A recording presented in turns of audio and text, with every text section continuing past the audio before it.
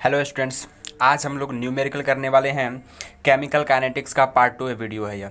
इसमें हम लोग rate of reaction and order of reaction पे न्यूमेरिकल करने वाले हैं। बहुत ही ईजी है, तो चलिए हम लोग शुरू करते हैं पहले क्वेश्चन के साथ। तो पहला क्वेश्चन है अपने पास कि किसी अभिक्रिया के लिए वेग नियम का प्रारूप निम्न है। वेग is equal to K concentration Cl2 और NO2। Cl2 एवं NO के सापेक्ष अभिक्रिया की कोटि को ज्ञात करना है तथा अभिक्रिया की कुल कोटि को भी बताना है। तो सबसे पहले हम लोग लिख लेते हैं जो इक्वेशन दिया हुआ है वेग का। R इज इक्वल टू होता है के कॉन्सेंट्रेशन Cl2 और फिर NO2, NO का ये 2 हो जाएगा पावर। अब पूछ रहा है कि Cl के सापेक्ष, Cl2 के सापेक्ष पहला है, तो Cl2 के सापेक्ष कोटि क्या होगी। अभिक्रिया की कुल कोटि के लिए तो हमें पता होता है कि इन सब दोनों को आपस में जोड़ दिया जाता है। इसका पावर जो होगा और इसका घातांक जो होता है, इन सबको जोड़ करके अभिक्रिया की कोटि को बताया जाता है। लेकिन सिर्फ और सिर्फ हमें इसका बताना है, Cl2 का बताना है। तो Cl2 का घातांक है सिर्फ 1 यहाँ पे, तो इसलिए Cl2 के सापेक्ष अभिक्रिया की कोटि क्या हो जाएगी, 1 हो जाएगी। फिर पूछ रहा है कि NO के सापेक्ष अभिक्रिया की कोटि क्या है, एंड NO के सापेक्ष अभिक्रिया की कोटि। तो NO के सापेक्ष अभिक्रिया की कोटि, इसका घातांक कितना है, 2 है, तो इसको लिखेंगे कि इसका हो जाएगा सापेक्ष कोटि 2। अब पूछ रहा है कि कुल अभिक्रिया की कुल कोटि कितना है। तो अभिक्रिया की कुल कोटि के लिए क्या किया जाता है, इसके पावर को जोड़ दिया जाता है, जो भी घातांक होता है उसको ऐड कर देता है। इसलिए लिखेंगे अभिक्रिया की कुल कोटि, अभिक्रिया की कुल कोटि इज इक्वल टू, इसका पावर है 1 प्लस इसका पावर 2 इज इक्वल 3। ये हो जाएगा आंसर इसका। बहुत ईजी क्वेश्चन है। तो चलिए सेकंड क्वेश्चन की तरफ चलते हैं हम लोग। तो दूसरा क्वेश्चन है अपने पास कि N2O5 के सापेक्ष N2O5 tense to 2NO2 plus half O2 प्रथम कोटि की है। यहाँ पे अभिक्रिया किस कोटि की है, तो प्रथम कोटि की है, और इसका वेग स्थिरांक दिया हुआ है 6.2 इंटू 10⁻⁻6 सेकेंड इनवर्स है। यदि प्रारंभ में N2O5 की सांद्रता 15 मोल लीटर इनवर्स है तो प्रारंभिक अभिक्रिया वेग ज्ञात कीजिए। बहुत ही ईजी क्वेश्चन है। सबसे पहले इस इक्वेशन के लिए, जो इक्वेशन दिया हुआ है ऊपर, उसके लिए वेग स्थिरांक यानी वेग नियम के अनुसार इसका अभिक्रिया का वेग लिखते हैं। तो क्या होता है अभिक्रिया का वेग, R इज इक्वल टू के, ये क्या होती है, ये होता है वेग स्थिरांक के होता है, और R होता है वेग, और ये वेग स्थिरांक होता है। कॉन्सेंट्रेशन क्या होती है इस अभिक्रिया के लिए, पहले हम इक्वेशन लिख देते हैं, N2O5 tense to 2NO2 plus half O2। ये है, इसके लिए हमें अभिक्रिया का वेग लिखना है, तो हमें बस पता होता है कि N2 जो प्रतिकारक होते हैं उनकी सांद्रता को लिखा जाता है। बस यहाँ पे अभिक्रिया की दर में प्रतिकारक पदार्थों की सांद्रता पे डिपेंड करती है। अब यहाँ पे देखिए, इसके लिए तो हो गया वेग स्थिरांक, तो हमने लिख दिया। अब हमें यहाँ पे दिया वेग स्थिरांक का मान दिया हुआ है, और N2O5 की प्रारंभिक सांद्रता भी दी हुई, तो हमें प्रारंभिक अभिक्रिया का वेग ही निकालना है। तो वेग यानी R निकाल लेना है, और K दिया हुआ है, N2O5 का मान भी दिया हुआ है। तो सबसे सिंपल है, इसको K की जगह पे 6.2 इंटू 10⁻⁻6 ये जो है यहाँ पे दिया हुआ है, इसको लिख देते हैं, इंटू मल्टीप्लाई है क्योंकि, तो N2O5 का मान यहाँ पे 15 मोल लीटर इनवर्स है। ठीक है, तो बस हम लोग R निकालने के लिए, अभिक्रिया का वेग निकालने के लिए बस मल्टीप्लाई करेंगे, तो आ जाएगा अपने पास 93 into 10⁻⁻6 mole litre inverse second inverse. या फिर इसको हम लोग लिख सकते हैं 9.3 into 10⁻⁻5 mole litre inverse second inverse. अब ये -1 कम हो गया, यहाँ पे -6 था और -5 यहाँ पे पॉइंट आ गया। तो बस हम अगर पॉइंट को लेफ्ट साइड से राइट साइड की तरफ ले जाएंगे, राइट साइड से लेफ्ट साइड की तरफ ले जाएंगे, तो एक ऊपर से कम हो जाएगा। बस सिंपल वही किए हैं हम लोग यहाँ पे। अगर इसके बारे में समझना हो तो मैं इसके ऊपर अलग से वीडियो बना दूंगा। तो ये हो गया आंसर इसका। तो अभिक्रिया का वेग ऐसे ही निकाल सकते हैं, बहुत ईजी क्वेश्चन है। और एक स्पेशल अनाउंसमेंट भी है कि बहुत जल्द इस चैनल पे 9th 10th और 11th 12th का क्लास भी शुरू होने वाला है। तो इस चैनल को ज़्यादा से ज़्यादा सपोर्ट करें, और जितने ज़्यादा कमेंट होंगे क्लास शुरू करने के लिए, उतनी ही जल्दी क्लास को शुरू कर दिया जाएगा। तो चलिए अगला क्वेश्चन की तरफ चलते हैं हम लोग। तो अगला क्वेश्चन है अपने पास कि निम्न अभिक्रिया के लिए प्रत्येक अभिक्रियक यानी रिएक्टेंट के सापेक्ष संपूर्ण अभिक्रिया की कोटि की गणना कीजिए। और इसके लिए दिया हुआ रिएक्शन ये है 2H2 + 2NO tense to 2H2O + N2 gas में। और इसके लिए वेग स्थिरांक भी लिख दे, जो वेग नियम होता है उसके आधार पे वेग के कॉन्सेंट्रेशन H2 और NO का होल ट्वाइस। वेग स्थिरांक की इकाई की गणना कीजिए, यानी वेग स्थिरांक की इकाई का मात्रक निकालना है।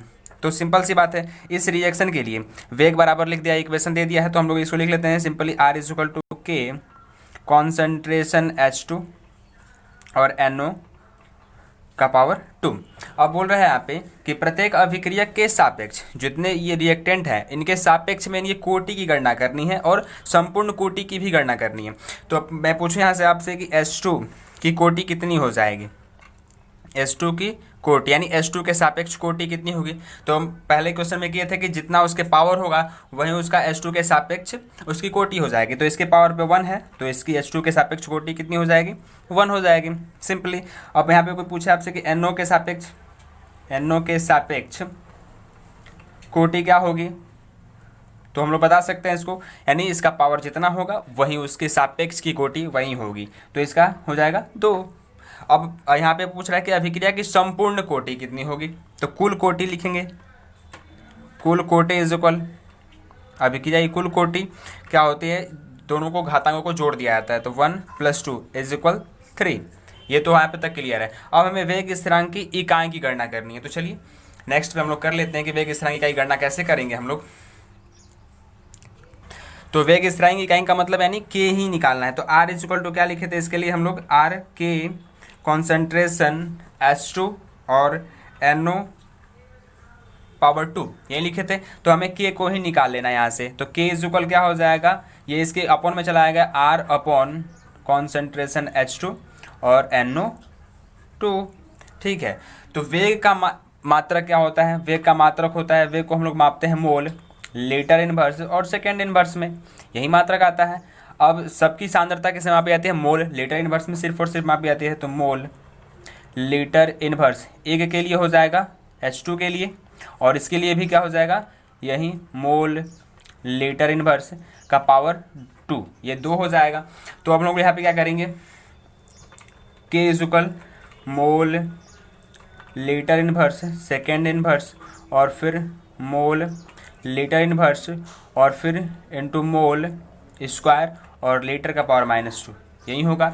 अब इसको हम लोग बराबर में करके लिख सकते हैं क्या, मोल का पावर -2 लीटर 2 और फिर सेकेंड इनवर्स, यही इसका मात्रक हो जाएगा। बातें समझ में आ गई होंगी। यहाँ पे देख सकते हैं, यहाँ पे मोल लीटर इनवर्स एक तो खत्म हो जाएगा, सिंपली सी ये देखिए यहाँ पे मोल लीटर इनवर्स एक क्लियर हो जाता है यहाँ से। अब बस बचा ये मोल स्क्वायर लीटर पावर -2, तो ये ऊपर जाएगा तो होगा मोल का पावर -2 और ये -2 तो प्लस में हो जाता है और सेकेंड इनवर्स ऊपर है तो सेकेंड इनवर्स, काम खत्म। ऐसे ही इसका आंसर हो जाएगा। तो चलिए अगले क्वेश्चन की तरफ चलते हैं हम लोग। तो अगला क्वेश्चन है अपने पास कि अभिक्रिया A + B टेंड्स टू उत्पाद यानी प्रोडक्ट जो ये प्राप्त हो के लिए वेग नियम का व्यंजक है, वेग is equal to K concentration A का पावर 1/3 और B का पावर 2। तो हमें बताना है कि अभिक्रिया की कोटि क्या होगी, सिंपली हमें बता देना है कि अभिक्रिया की कोटि क्या होगी। और सेकंड कह रहा है कि वेग नियतांक की इकाई को बताना है, यदि सांद्रता दिया हुआ मोल प्रति dm³ में और समय सेकेंड में हो तो सिंपली है, इसको हम लोग क्या करेंगे, सबसे पहले तो इक्वेशन को लिख देते हैं, जो इक्वेशन दिया हुआ है R is equal to K concentration A का पावर 1/3 और कॉन्सेंट्रेशन B का पावर 2, सिंपली हो गई है। तो ये एक रिएक्शन दिया हुआ है ऊपर में, यहाँ पे देख सकते हैं क्वेश्चन में ही दिया हुआ है। अब इसके लिए बताना है अभिक्रिया की कुल कोटि, तो लिखते हैं इसलिए अभिक्रिया की कुल कोटि, ये आप लोग भी बना सकते हैं क्योंकि हम लोग बहुत सारे ऐसे क्वेश्चन कर चुके हैं। अभिक्रिया की कुल कोटि तो क्या होती है, हमें इनके घातांकों को जोड़ दिया जाता है। तो यहाँ पे क्या हो जाएगा, 1/3 + 2 इज इक्वल, यहाँ पे लिख सकते हैं इसको 6/3, ये भी हो सकता है, और या फिर इसको हम क्या कर सकते हैं, तो हो जाएगा इसका 7/3, या फिर इसको हम लोग लिख सकते हैं 2 और 1/3 भिन्न के रूप में ऐसे भी लिख सकते हैं। तो अभिक्रिया की कोटि आ जाएगी इतनी। अब हमें बताना है बी में कि वेग नियतांक की इकाई को बता देना है। तो वेग नियतांक यानी के का मान ही निकालना है। तो के इज इक्वल हो जाएगा R अपॉन कॉन्सेंट्रेशन A का पावर 1/3 और फिर B का पावर 2, ठीक है। अब हमें यहाँ पे देखिए दिया हुआ है कि यदि इसकी सांद्रता मोल प्रति dm³ में हो तो यह इसके लिए हो जाएगा मोल dm का पावर -3 और समय सेकेंड इनवर्स में, यहाँ पे दिया हुआ सेकेंड में हो, ठीक है। अब हम बटा में करते हैं, यहाँ पे इन सब के लिए लिखते हैं, सबके लिए सांद्रता हो तो वही होगी मोल DM का पावर -3 का पावर 1/3 इनटू मोल B के लिए भी वही लिखेंगे मोल DM³ का पावर 2, ठीक है। अब हम लोग इसको कटा भी लेते हैं, डिवाइड करेंगे तो इसमें से कुछ कट भी जाएगा, तो एक बार लिख लेते हैं मोल DM-3 second inverse upon mole 1/3 हो जाएगा, इस पे मोल 1/3 इनटू DM का पावर -1, क्योंकि 1 3 से 1 3 खत्म हो जाएगा यहाँ पे, तो क्या बचेगा, सिर्फ और सिर्फ -1 ही बचेगा, इनटू मोल 2 और फिर यहाँ पे हो जाएगा DM-6, ठीक है। अब हम भाग देते हैं यहाँ पे, तो क्या खत्म हो रहा है यहाँ पे देख सकते हैं आप लोग, 1 मोल से खत्म हो जाएगा, 1 मोल, यहाँ पे बात खत्म कर लेते हैं इसकी। DM³ से यहाँ पे 3, तो 1 3 खत्म हो जाएगा, 1 3 बच जाएगा यहाँ पे, ठीक है। ये खत्म हो जाएगा, ये खत्म हो गया। अब बचा क्या हमारे पास, देख सकते हैं आप लोग, तो यहाँ पे ऊपर में बचा है सेकेंड इनवर्स और नीचे बच गया है मोल का पावर 1/3 और यहाँ पे मोल है, तो यानी दोनों को ऐड करेंगे तो मोल हो जाएगा 4/3 हो जाएगा, क्योंकि 1/3 है और +1 करेंगे तो 4/3 होगा, और इनटू DM कितना हो जाएगा, DM-1 है और ये यहाँ पे -3 बचा हुआ है अभी, तो क्या हो जाएगा DM का पावर -4, ठीक है। अब इसको हम लोग ऊपर ले चलते हैं, तो क्या हो जाएगा यहाँ पे मोल का पावर, ये माइनस में हो जाएगा, प्लस में है तो -4/3 इनटू DM हो जाएगा क्या, माइनस है तो प्लस में DM4 और फिर सेकेंड इनवर्स है तो सेकेंड इनवर्स, वैसे ही रह जाएगा आंसर। तो ये हो गया। अब चलते हैं अगले क्वेश्चन की तरफ हम लोग। तो अगला क्वेश्चन कह रहा है कि अभिक्रिया 2NO + Cl2 tends to 2NOCl में Cl2 की सांद्रता को 2 गुना करने पर, इसकी जितनी भी सांद्रता है उसको 2 गुना कर देने पर अभिक्रिया का वेग 2 गुना हो जाता है, तथा NO एवं Cl2 दोनों की सांद्रताओं को 2 गुना कर देने पर अभिक्रिया का वेग 8 गुना हो जाता है। तो हमें बताना है कि अभिक्रिया की कोटि क्या होगी। तो सिंपल है, यहाँ पे हमें अभिक्रिया की कोटि को ही बताना है, लेकिन थोड़ा सा स्टेटमेंट यहाँ पे अधिक है तो इसको देखने से ज़्यादा बड़ा लग रहा है, लेकिन ऐसा कुछ है नहीं, बहुत ईजी क्वेश्चन है। तो हम लोग करते हैं इसको। सबसे पहले तो हम इस रिएक्शन के लिए वेग समीकरण लिख लेते हैं। तो वेग इक्वल टू क्या आता नहीं, R = K, कॉन्सेंट्रेशन NO की बात हो रही है यहाँ पे, और इसका हमें क्योंकि कोटि निकालनी है तो इसलिए हम मानेंगे इसकी सांद्रता जो है x है, घातांक x मान लेते हैं, इनटू Cl2 की कितनी हो जाएगी, y मान लेते हैं। इक्वेशन फर्स्ट इसको कर लेते हैं हम लोग, ठीक है। तो हम लोग जब बोल रहा है, आप देखिए बोल रहा है कि 2 गुना कर देने पर, Cl2 की सांद्रता को 2 गुना करने पर, तो 2 गुना करते हैं हम लोग K NO से कुछ मतलब है नहीं, x लिखते हैं, और Cl2 को 2 गुना करने पर 2Cl2 का पावर y इक्वल कितना हो जाता है, वेग 2 गुना हो जाता है, यानी जितना ये वेग पहले था अब 2r हो जाएगा। सिंपली इक्वेशन इसको सेकेंड हम लोग कर लेते हैं।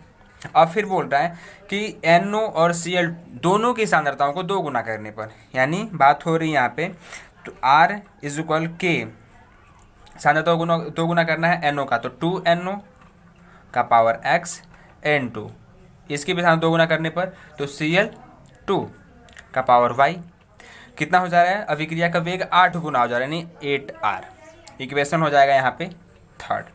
तीनों इक्वेशंस क्लियर है, यहाँ पे हमने जो जो लिखा है वही वही काम किए हैं और यहाँ से इक्वेशन हम लोग प्राप्त कर लिए हैं। अब हम लोगों को निकालना है इसमें से इन दोनों में से किसी का मान हमें पता करना है, तो इन दोनों पे